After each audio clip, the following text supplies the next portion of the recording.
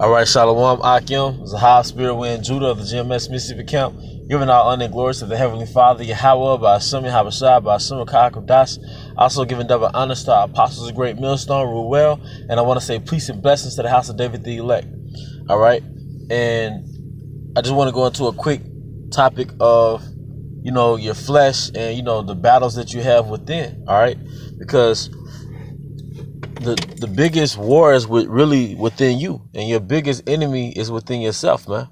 Okay, whether it's your lust and the things that you crave and desire that's contrary to the spirit, that's not conducive to your welfare and this truth and your well-being in this truth, or fears and flaws and insecurities, whatever it may be, those are things which are pertaining to the flesh and ultimately are of Satan. Okay.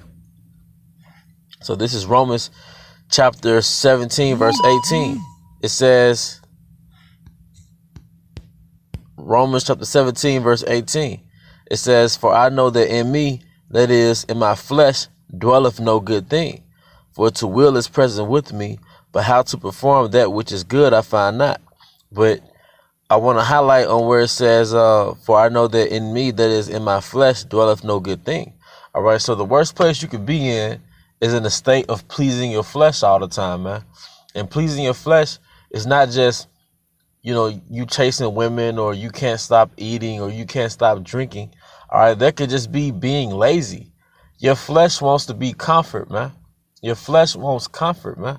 So your flesh may want you to be stagnant. You get off work, you just want to chill. Okay, the flesh is the flesh is what makes you laid back, because that's a comfort zone. That's a comfort state to be in, man. Okay, but we can't be in that state of comfort, man. All right, America is a place of discomfort. All right, and to be active in this truth, you have to push yourself, man. Okay. Once again, Romans 7:18. "For I know that in me, that is in my flesh, dwelleth no good thing." So going back to what the Spirit had me to speak on, I want to say this past Saturday is that if you're not in motion, your mind is going to go in self-destructive mode, man. All right. If you're not in motion, if you're not active, if you're not productive in this truth, if you're not really productive as a man and a man of the Lord, your mind just goes into self-destructive mode, because when you slow down, you go down. All right. That's the nature of your flesh. So if you just leave yourself at default, you're either going to be A, just in autopilot in la-la land, or B, doing something that's not really productive or conducive to your welfare or salvation within this truth. Okay? And I'm going to skip to verse 21. "I find then, Romans 7:22, "For I delight in the law of the Most High after the inward man." All right, what's that inward man? That's your spirit, man. All right? And your spirit comes straight from the Most High. Real quick, let me get just to prove.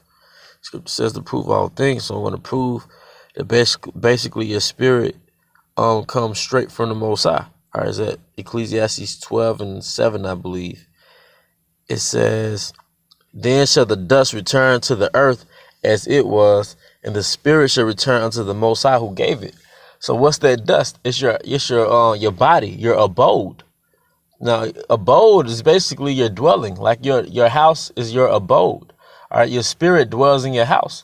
All right, your house is these earthly chains, man, called your body. Okay, but that's the proof that which is a quote. What Apostle Paul quoted was really King David, where he says, "I delight after the law of the Most High, after the inward man." All right, Ecclesiastes 12:7. "Then shall the dust return to the earth as it was, and the spirit shall return unto the Most High who gave it." All right, so the inward man is your spirit. And the reason why it delights after the Most High, because it's literally angelic. It's a son of the Most High. All right, but the polarity is it has another dwelling within yourself. You have another dwelling within you that's contrary to your spirit, man. Okay. So going back to Romans, I just wanted to bring that out. Romans 7:22, I believe. Okay. Romans 7:22. "For I delight in the law of the Most High after the inward man." But I see another law in my members, warring against the law of my mind and bringing me into captivity to the law of sin, which is in my members. So, you know, I remember a brother was talking to the Apostle Gabar, and basically the Apostle Gabar told him that we basically, as young men, we deal with the double curse of youth. I think he said something to that effect, where you just gonna have to, your fight is really your own self because of your nature, that virility that you have, that beastly nature. That's your flesh. Your flesh is that beastly nature. All right.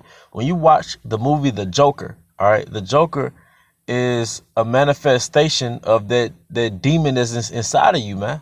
All right. The demon that you suppress day to day.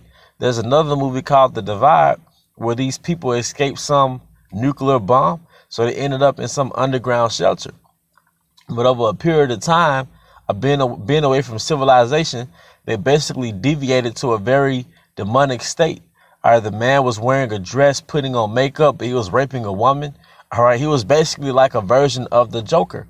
All right, because that person exists within you. Okay. And it's a demon. Okay. But the way we counter that behavior is to stay immersed in the word, man, to the best of our ability. If the Most High wakes you up 3 o'clock in the morning, make an effort to read a chapter in the word, man. Or if you get off work, make an effort to read. If you get up in before work, once you get up before work, make an effort to read, man. You have to feed that spirit, okay? And from there, I'm going to get the book of Sirach, chapter 39, verse 1. All right, Sirach 39:1. But he that giveth his mind to the law of the Most High and is occupied in the meditation thereof, all right, occupied in the meditation, okay, will seek out the wisdom of all the ancient and be occupied in prophecies. All right, so going back, he that giveth his mind to the Most High. How do you give your mind to the Most High? You stay immersed in his word. And I'm going to repeat what the Apostle Gabar said when I first came into the knowledge, watching, some of his videos. He was like, he's seen a lot of men come into this truth and fall out. But he also said the way you stay in this faith is that you keep your mind buried in the scriptures, man. So you should have a system, all right, that keeps you in the spirit, man. Like you may say, well, I'm going to read 15 minutes a day. Or as soon as I get up, I already know the rest of my day is going to be busy. But since this is the most important thing I have to do, it's going to be the first thing I do in the morning before I start my day. All right. Or if I have a job, if you have an hour break, how long does it really take you to eat your lunch? All right. Because you may have 30 minutes to eat your lunch and 30 minutes to read. OK, or 15 minutes to eat your lunch and 15 minutes to read. So you should always feed your spirit, because Babylon, all right, this place that is given to pleasures, it feeds off your fleshly nature. It caters to that beast within you. That's why you watch a commercial, it's a burger in slow motion, promote gluttony. All right, there's all you can eat buffet, promote gluttony. All right, every restaurant, if you go down any strip, there's a fast food chain, there's a restaurant, there's a grocery store with a deli. All right. Everything that promotes gluttony, all right? And then you have something that promotes lust, okay? You may have a billboard that's promoting a strip club, or it might be a half-naked woman promoting some non-sexual product, okay? You have the fifth on the internet that's basically free for the public, for the masses, okay? You have all these things, these bars, these clubs. You have all these things in Babylon that draws that demon out of you, man. And the more you feed into it, because it feels good when you feed into that demon, your flesh, the more you feed into it, the more you become that demon. All right. And the weaker your spirit get and the less spiritual you seem. All right. And after a while, you're no different from the average person in your environment. OK. Sirach 39:1. But he that giveth his mind to the law of the Most High and is occupied in the meditation thereof will seek out the wisdom of all the ancient and be occupied in prophecies. All right. So with that, I hope you brothers are edified. To the next lesson. Shalom.